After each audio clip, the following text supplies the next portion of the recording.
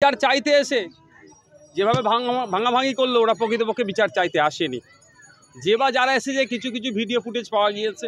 ও শুধু আইএসএফ যখন প্রোগ্রাম করবে আইএসএফের লোককে পিটানোর জন্য রাত্রেবেলা কোনো জায়গায় লোক নেতাদের বাড়ি পুলিশ পাঠিয়ে দিয়ে ভোটের আগের দিন আইএসএফকে তোলার জন্য আইএসএফের নেতাদেরকে পুলিশ তুলে নেওয়ার জন্য গণনার দিনে আইএসএফ মুখ্যমন্ত্রীকে বলুন ওনার নামটা একবার করতে, আপনি যা নাম বললেন নাম করতে ব্যাপার বুঝিয়ে দেবে কেমন কেমন উকিল সাহেব উনি বুঝিয়ে দেবে। নাম সিবিআই এসে চাকরি চোরেদেরকে কেন ধরবে? সিআইডি ছিল না, রাজ্য পুলিশ ছিল না, চাকরি চোরেদের বিরুদ্ধে ব্যবস্থা নিতে পারছে না।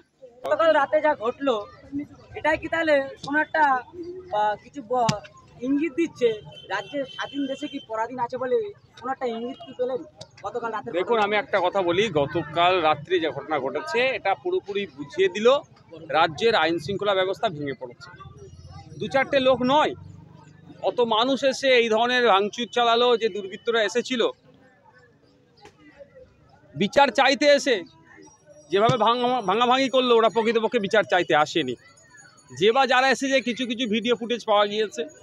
আমি একটা কথা বলবো, আমার ভয়েস যত দূরে যাচ্ছে যারা এই ভিডিওটা দেখবেন তাদের কাছে অনুরোধ, আপনারা চিহ্নিত করুন ওদের রাজনৈতিক পরিচয় কি আছে, ওদের কোথায় বিলং করে, সেইগুলো যার যার এলাকায় যদি চিনতে পারেন সেগুলো পাবলিক ডোমিনে দিন, পাবলিক করুন সেগুলো।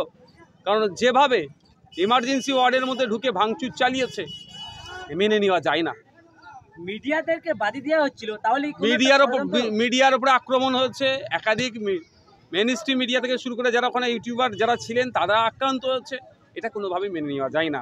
এটা পুরোপুরি রাজ্য সরকার ব্যর্থ তার law and order situation control করার মতো জায়গা এটা বুঝিয়ে দিচ্ছে।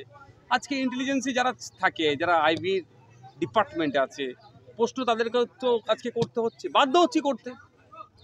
অত বড় একটা মব আসলো, কোনো খবর নাই।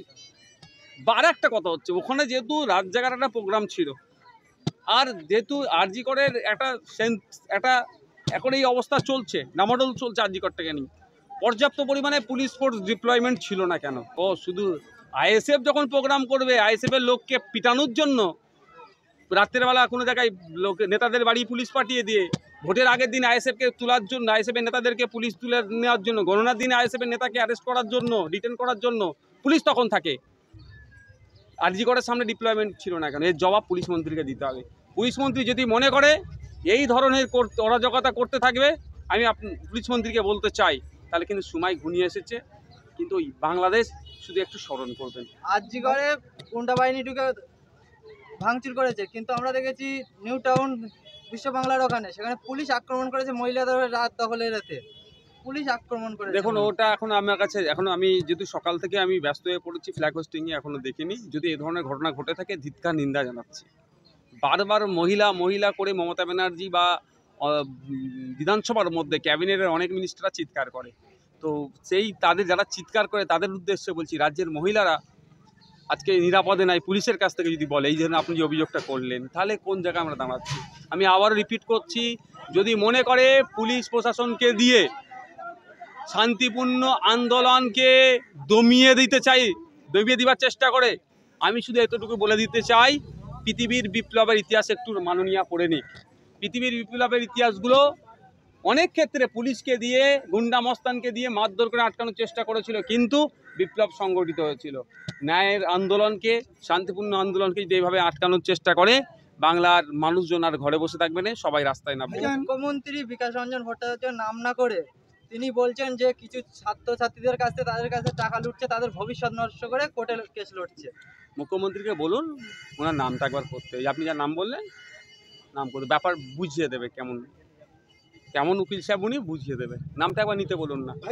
ব্যাপারটা হচ্ছে কেস কেন হচ্ছে? মুখ্যমন্ত্রী দলের চোর ডাকাতগুলোর জন্য, চাকরি চোরদের জন্যই তো কেসটা হচ্ছে। আর একটা কথা আপনাদের বলে রাখি, উনি মাদ্রাসা নিয়ে খুব চিন্তিত ছিলেন। গত বছরে খারজি মাদ্রাসাগুলোকে একটা বোর্ডের আন্ডারে আনবার চিন্তা ভাবনা করেছিলেন। অলরেডি 10,000 প্রায় শূন্য পদ আছে মাদ্রাসায়, শিক্ষক নেই।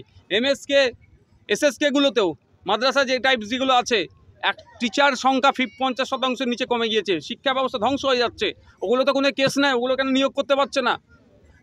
শারীর শিক্ষা, কর্মশিক্ষা যে ভ্যাকান্সিগুলো ছিল সেক্ষেত্রেও কোনো কেস নাই, তাও নিয়োগ করছে না। মমতা ব্যানার্জি নিয়োগ দেবে না। এ রাজ্যের পুলিশ মন্ত্রী মমতা বন্দ্যোপাধ্যায়, তাহলে কি মমতা বন্দ্যোপাধ্যায় পুলিশ মন্ত্রী হয়ে যে ন্যায় বিচার দিতে পারছে না গণতন্ত্র প্রক্রিয়ায়, তাহলে কি ব্যর্থ পুলিশ মন্ত্রী? 100% ব্যর্থ। যে কটা ঘটনা ঘটছে, আনিস থেকে শুরু করে, বিদ্যুৎ মণ্ডল থেকে শুরু করে, আবু সিদ্দিক হালদার থেকে শুরু করে, কামদুনি, আরজি কর, বিভিন্ন ক্ষেত্রে চাকরি চোর, সিবিআই এসে চাকরি চোরেদেরকে কেন ধরবে? সিআইডি ছিল না, রাজ্য পুলিশ ছিল না, চাকরি চোরেদের বিরুদ্ধে ব্যবস্থা নিতে পারছে না। রেশন চোরেদেরকে এসে সিবিআই ইডি ধরছে কেন? রাজ্য পুলিশ ছিল না, সবেতে ব্যর্থ হয়েছে। ভাইজান, উড়িষ্যায় যে কাণ্ডটা ঘটছে, বাংলা কথা বলছে বলে এত আক্রমণ হচ্ছে, এই নিয়ে কিন্তু ভাঙড়ের বিধায়ক নওশাদ সিদ্দিকী একটা মেল করেছেন, কিন্তু এই নিয়ে আমাদের রাজ্যের মুখ্যমন্ত্রী কোনো বিক্ষোভ দেখলাম না। দেখুন, আমি যতটুকু জানি না, আমাদের মুখ্যমন্ত্রী নাকি উড়িষ্যার মুখ্যমন্ত্রীর সাথে কথা বলেছেন। আমাদেরও যে চিঠি আমি করেছি, মুখ্যমন্ত্রীকেও জানিয়েছি, আমার রাজ্যের মুখ্যমন্ত্রীকে, উড়িষ্যা রাজ্যের মুখ্যমন্ত্রী, দুটো মুখ্যমন্ত্রীকেই জানিয়েছি যে এই ধরনের ঘটনা বন্ধ করতে হবে। এবং ওখানকার যিনি সেক্টর অফিসার ছিলেন তাকে বলে এসেছি এটাই, যে এখানে উড়িষ্যার যারা কর্মরত আছেন তাদের নিরাপত্তা আমরা দিই, ঠিক একইভাবে আমাদের বাংলার যারা উড়িষ্যায় কাজ করছে তাদের নিরাপত্তার দায়িত্ব উড়িষ্যা সরকারকে নিতে হবে।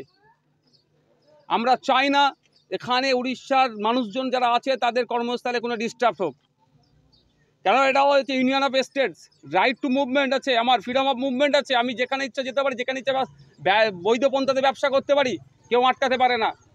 এটুকু মনে করিয়ে দিয়ে এসেছি আমি ওখানে সেক্টর অফিসারকে, যে আমাদের রাজ্য থেকে 21 লক্ষ মানুষ বাইরে রাজ্যে কাজ করছে, বিভিন্ন রাজ্যে কাজ করছে, আর কিন্তু ভিন্ন রাজ্যের মানুষ প্রায় 1 থেকে 1.5 কোটি আমাদের রাজ্যে কাজ করছে, এটা মাথায় দিয়ে এসেছি। যদি এটা না বন্ধ হয়, আগামী দিনে সেক্টর অফিস আমরা ঘেরাও করে বন্ধ করে রাখবো, কোনো অফিসার না ঢুকতে পারবে না বেরোতে পারবে। এই নিয়ে কিন্তু আমরা দেখলাম মুর্শিদাবাদের জনগণ কিন্তু ক্ষেপে গিয়েছে, যে বাংলা দিয়ে মারছে উড়িষ্যায়, তাই নিয়ে কিন্তু বিক্ষোভ দেখাচ্ছে সেই মুর্শিদাবাদে। এটা তো স্বাভাবিকভাবে মানুষ ক্ষেপে উঠবে, যার পরিবার পরিজনের সাথে অন্যায় হচ্ছে বা যারা দেখতে পাচ্ছে তারা ক্ষেপে উঠবে। উড়িষ্যার সরকার এবার বুঝুক। তবে আমি একটা কথাই বলবো এতটুকুই, যে আইনকে হাতে তুলে নেবেন না। উড়িষ্যাতে বাঙালিদের উপর আক্রমণ হচ্ছে বলে আমরা এখানে উড়িয়া সমাজের মানুষের প্রতি আক্রমণ করবে কাজ করবেন, এটা আমি অনুরোধ করছি। তবে আর তার সাথে সাথে আমি উড়িয়া সমাজের মানুষের কাছে বার্তা দিতে চাই, পশ্চিমবাংলা যারা আছেন, আপনারাও ভিডিও বানিয়ে আপনার সরকারকে বার্তা দিন, আপনারা আপনাদের উড়িষ্যার সরকারকে মেসেজ করুন, তাদেরকে চিঠি করুন যে উড়িষ্যাতে কর্মরত বাঙালিদের উপর অত্যাচার বন্ধ করতে হবে অবিলম্বে। তাহলেই বুঝতে পারবো যে সত্যিকারের আপনারাও ওই শ্রমিক এক শ্রেণীর মানুষ, শ্রমিক শ্রেণীর পক্ষ নিচ্ছেন। 15ই আগস্ট স্বাধীনতার কিছুদিন আগে যে এই যে লজ্জাজনক একটা ঘটনা ঘটেছে, এই রাজ্যের পুলিশ মন্ত্রী মমতা বন্দ্যোপাধ্যায়, এই রাজ্যের মুখ্যমন্ত্রী মমতা বন্দ্যোপাধ্যায়, সেই মমতা বন্দ্যোপাধ্যায়ের কি লজ্জা লাগছে না, কি বলবেন এই মহিলাদের উপরে, এই যে মহিলারা নিরাপত্তা নেই? আমি নতুন করে বলবো না, শুধু এতটুকু কথা বলবো, ডবল চাকরি দেওয়ার কথা বলেছিল, এখন চাকরি চাইতে গেলে পুলিশকে দিয়ে কামড় খাওয়াচ্ছে। বলেছিল ক্ষমতায় আসলে মুসলমানদের চাকরি, শিক্ষা, কর্মসংস্থান, স্বাস্থ্যতে অনেক উন্নতি হয়ে যাবে, তো সাচার কমিটির সুপারিশ বাস্তবায়ন হবে। ক্ষমতায় আসার পরে নতুন কোনো মাদ্রাসা খুলে দেয়নি, মাদ্রাসা বন্ধ হয়েছে, 21,000 মদের দোকান খুলে দিয়েছে। খোঁজ নিয়ে দেখবেন, ভাঙড়ের কথা বলছি, আমরা কোনো সময় ক্ষমতায় আসলে টোটাল মদের দোকান তো বন্ধ করব। খোঁজ নিয়ে দেখবেন ভাঙড়ে 2011 সালের আগে যে কটা না মদের দোকান ছিল, তার থেকে বেশি আর মদের দোকান হয়ে গেছে। সারা রাজ্যে 21,000 মদের দোকান করেছে। নতুন করে আর বলতে লাগবে কার লজ্জা আছে কিনা।